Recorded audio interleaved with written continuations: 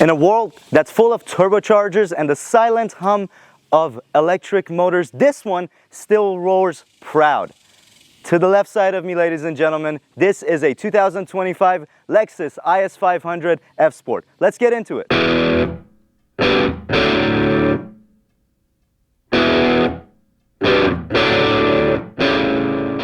The Lexus IS500 F Sport, a car that almost sounds mythical in 2025 with the way the technology going, and if you want the latest and greatest, you just get double iPads on the interior and that's your luxury.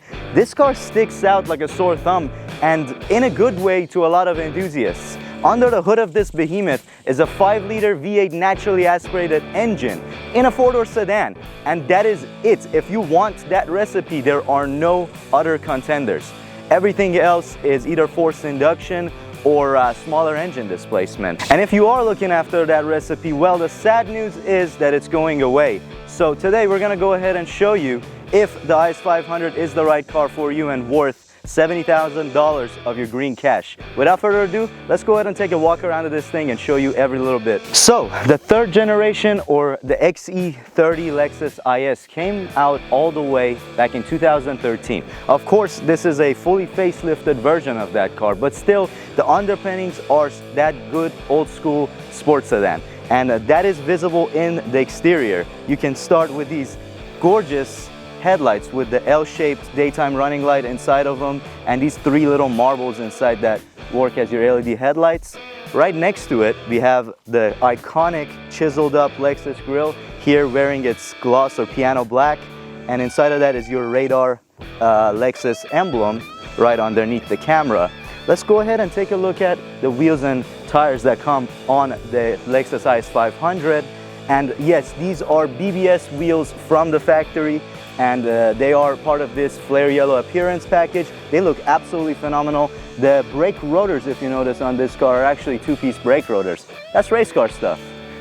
So, side profile of the IS500, and the first thing I really like about the Lexus IS, the newer body styles in general, is the fact that the mirrors are door mounted and you pretty much get a bunch of airflow through, and it's, I know, more styling than function, but still pretty neat. And they are blacked out on this appearance package, and then you get a pretty simple but stylish back end design on this car. Pretty wide hips, and it ends up into these beautiful tail lights. And speaking of that, let's go ahead and take a look at the rear end design of the IS500. So the rear end of the Lexus IS, and in particular the IS500, wears this nice blacked out spoiler on the trunk. Right underneath the Lexus emblem, we have this beautiful light bar LED tail light that's part of the facelift on these cars. And here's the IS500 badging, reminding you that indeed it's not an ISF quite there, but it does still wear the staggered quad exhaust that is a hallmark of the ISF. And speaking of that, let's go ahead and take a lesson to that V8 naturally aspirated 5-liter engine. So now that you've heard it, let's go ahead and take a look at where the magic happens. This is the 2UR GSE, the 5-liter naturally aspirated engine, shoehorned inside a Lexus IS. And here it is in all its glory. As you can see, it just screams of reliability. No turbochargers, no crazy electronics, no fuss really. We do actually have adjustable dampers on the Lexus IS, which makes it stiffer or more comfortable for daily driving. And right here you can see the valve that pumps in some of that extra V8 noise into the cabin. And speak of the cabin, let's go ahead and get behind the driver's seat and talk about what that looks like. Damn it, this is the wrong seat. Well, while we're back here, we might as well explore what you get in the back seat of a Lexus IS, the IS500, which sounds pretty good even in the back seat. Well, you get a pretty nice automatic deploying rear sunshade to keep the sun away from your rear passengers. Down here, we do have a armrest that also doubles as your cup holders. Pretty old school, but hey, gets the job done. We do not have any USB-Cs, USB ports, any charging capabilities in the back seat, unfortunately, but we do at least have air conditioning vents for these 100-degree Texas days. And overall, this is a small sports sedan, so can't expect a whole lot of room, but these seats hug you pretty well. They're comfortable, and I do have a decent amount of leg room in front of me, sitting behind my own seating position. I'm about 5'9". Headroom is kind of questionable, but still not too bad. We do have a nice map light or reading light over here, individual for your rear passengers. Now let's get in the correct seat and talk about a bit more of the interior. All right, let's go ahead and hop in to the cockpit of the Lexus IS500 and see what all has changed or has not changed, to be fair. As I mentioned, the first debut of this chassis was all the way back in 2013, and there's a lot of 2013 stuff inside the cabin of the IS500. But if the year you were born starts with a 1 like me, a lot of these things actually feel comforting, and you know, it just reminds you of what cars used to be and how good tactile physical buttons feel, how well thought out this style of dashboard is, instead of a giant iPad spanning across this whole thing. So the IS has always been a very attractive interior. These vents are pretty much similar. They are a little wider than the old versions of these cars. The clock just looks absolutely gorgeous in the middle of the dash. Nice touch. This interior actually has soul. There's nice lines that run along. You can see those round vents on this car. That is a part of the updated version of this car. The old ones used to also have this style of vent on the sides. One thing that they changed on the facelifted models is this instrument panel used to be matte, and now it's gloss piano black, which makes me terrified to use it at all. I don't know why that's there. It does look nice, but keeping it clean is a nightmare. Everything else feels really nice to the touch. All of these buttons that have been used in Toyota Lexus models for the last 20 years work. They're intuitive. Everything is well thought out. This car does come with heated and cooled driver and passenger seats and a heated steering wheel. Your shifter is pretty much the old school shifter that has the multi-pattern going front and back. It's an actual shifter, no dials, no knobs. I love to see it.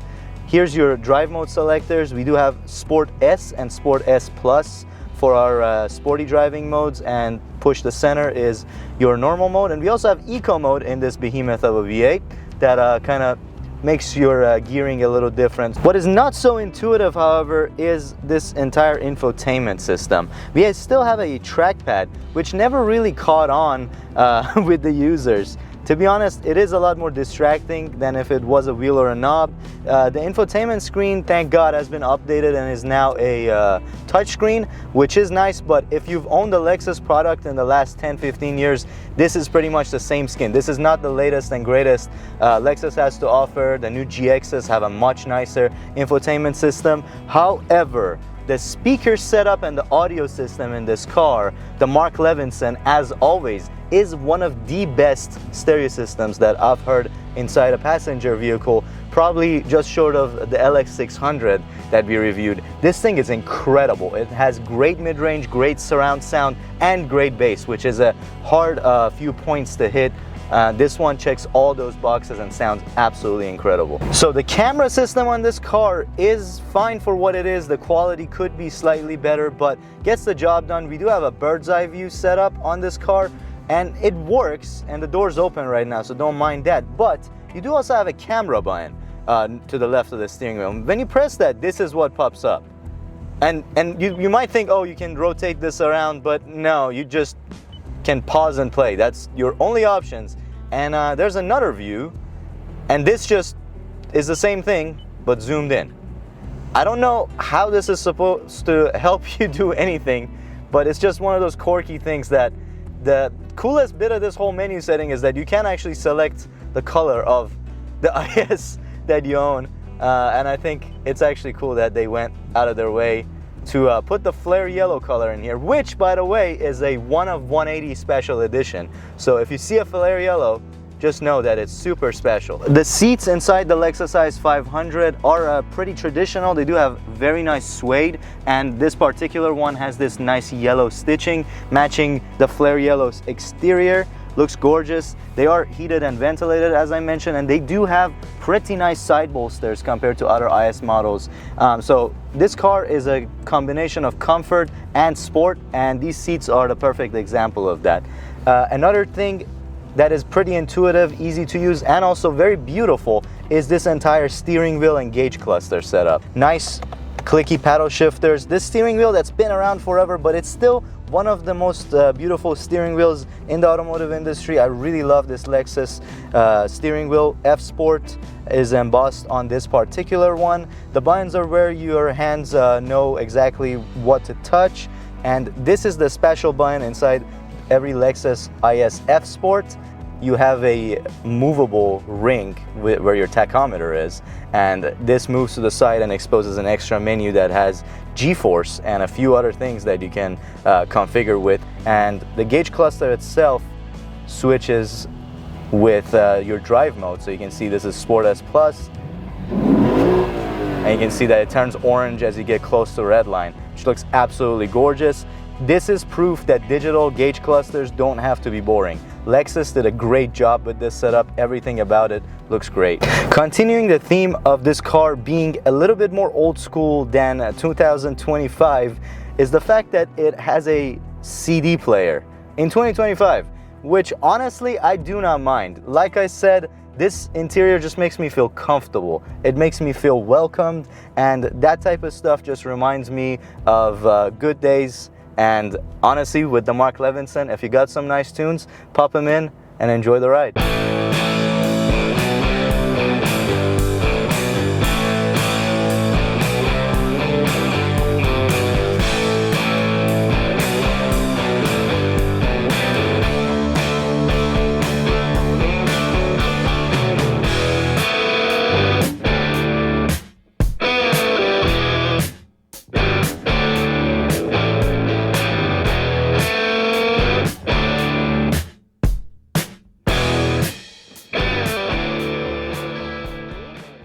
Alright, driving the Lexus IS500 F Sport.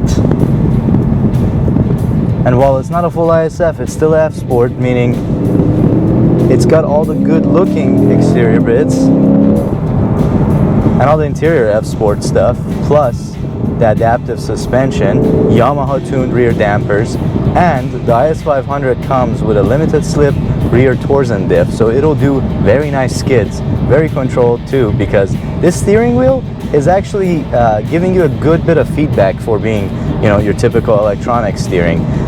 To me, this has more feedback than modern BMWs, which is, you know, a lot. It has a lot to do with how it's been tuned.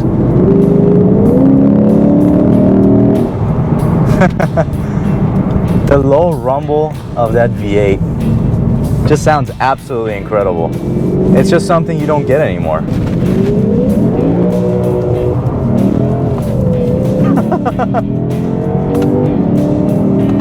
Yeah, the rear end gets playful, but in a very controllable way. You never feel a lack of confidence in this thing. When you're driving it hard is when this car wakes up, mainly especially the Asian 8-speed transmission. This transmission is your typical torque converter automatic, you know, not anything crazy like a dual clutch, and not even on the same level as the ZF 8-speed, unfortunately. If they would have put the 8-speed ZF automatic out of the Supra in this car, I bet you it would have shaved a little bit of the 4.4 second 0 to 60 time. Also, if you can hook up and get good traction. But at 10/10, this transmission works just fine. It upshifts very well and pretty fast. But downshifts is kind of where it falls apart. Like, there's a nice solid half a second delay from when I press the pedal to where it actually reacts. But in a sense, because this is a typical you know, regular daily driver transmission that's been tuned to be in a sports car, it is very cushy and comfortable in regular drive modes.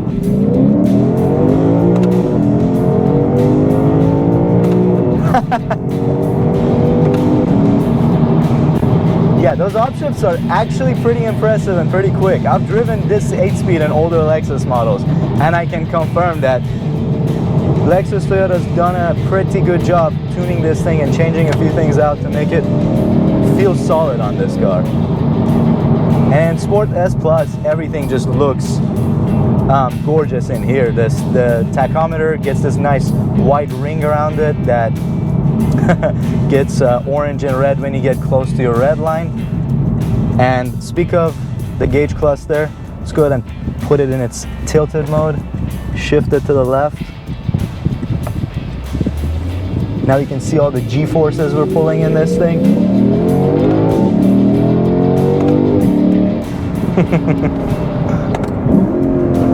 Woo! This engine just sounds brutal, and it's an NA V8, so throttle response is great. You don't have to wait for a turbo to spool up, torque's there whenever you need it. All right, let's go ahead and take this thing around a couple of corners and see how it feels. It stays very flat for what it is.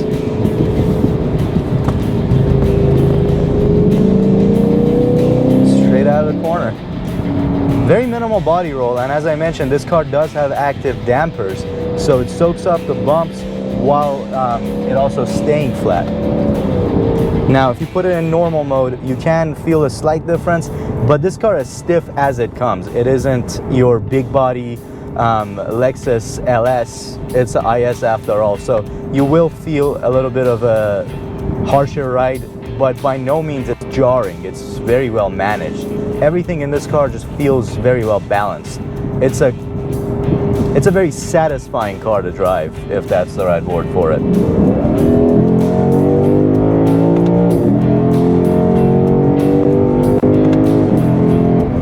Yeah, the shifts get better and better under load. That's really where this car shines. And if you have it in automatic mode, it's the same deal. It is slower to kick down and downshift, especially when it's an automatic, like foot down, there we go. But it knows exactly when it needs to upshift, and it upshifts pretty quickly. It's pretty reactive. Now, of course, there's a price to pay other than the $70,000 damn near MSRP, and that would be fuel economy. So the advertised fuel economy for this car, I believe, is 17 city, 25 highway. But well, that is if you drive this thing like your grandma would. And if you drive it like I did, the numbers are significantly lower than what's reported. Give it a couple downshifts and absolutely screams past 7,000 RPMs. Where else are you gonna get this recipe? And as I mentioned earlier, nowhere. This is your only choice in that category. And I would doubt any other auto manufacturers would actually change that in the years moving forward. All right, we got a stretch of road, let's hit it.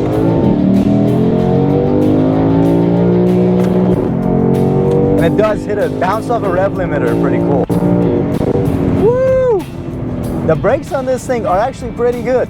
It stops this car pretty well for what it is. I believe these weigh right around 3,700 pounds. So not a heavy car by any means, at least not by modern standards. When you have, you know, M3s and M5s that weigh more than a pickup truck, having a more old school style of sports sedan helps you save some weight without all the excess electronics and gadgets and gizmos. So maybe having a trackpad instead of a more upmarket screen in the car is not such a bad thing. So the IS500 to me is the perfect daily driver. It's the perfect combination of comfort and sportiness in a sedan. And on top of that, after a long day at work, you just get in this, start it up, and listen to some V8 soundtracks. That'll make whatever happened at work go away. Like when I realized I was gonna have this car for a week, honestly, it kind of cured my depression, and I can confirm it's probably a good recipe if you're looking for a car to do that for you too. In a sense, there aren't very many cars that are left that can do it all, and this is one of them. This does everything pretty well. It's not the fastest, it's not the most efficient, it's not the most comfortable by any means, but it has decent comfort, efficiencies, but it's got 8 gears and it's got eco mode. But seriously, are you really gonna use that when you can do this? And on top of that, it can handle. It's a V8 sedan that can handle. If you look at the American competitors, there's really not a whole lot that can do what this does, unless you go to the CT series of Cadillac, but those are not naturally aspirated, so it doesn't really stack up the same way. Another car that comes to mind the first time I got behind the wheel of this thing is the E90 BMW M3, and that was a monster of a high revving V8 inside of a sedan that can handle, and I think that is the last time we got this recipe. But those cars were riddled with reliability issues. So if, like me, you're a big fan of those cars, I'm not gonna say this is you know, an alternative, because this is a lot cushier and the transmission is nowhere near that dual clutch on the M3. But the trade-off is this will do 200,000 miles without having to do a major bottom end repair like a rod bearing job on the M3. You can drive this day in and day out and do basic maintenance and be just fine. And that's the magic of Toyota Lexus. I hope moving forward they will give us similar recipes to these. I know times are changing and emissions are changing the world, but I think reliability and durability can still be a top priority. If you're not subscribed, what are you doing? Subscribe right now, because we got plenty of more exciting cars like this IS500 in flare yellow to come. Smash that thumbs up button if you enjoyed watching this video. I'm not even gonna ask you what you're cross-shopping this with, because it's pretty much in a league of its own. Thank you so much for watching. Have a great day. Peace out, and I'm out.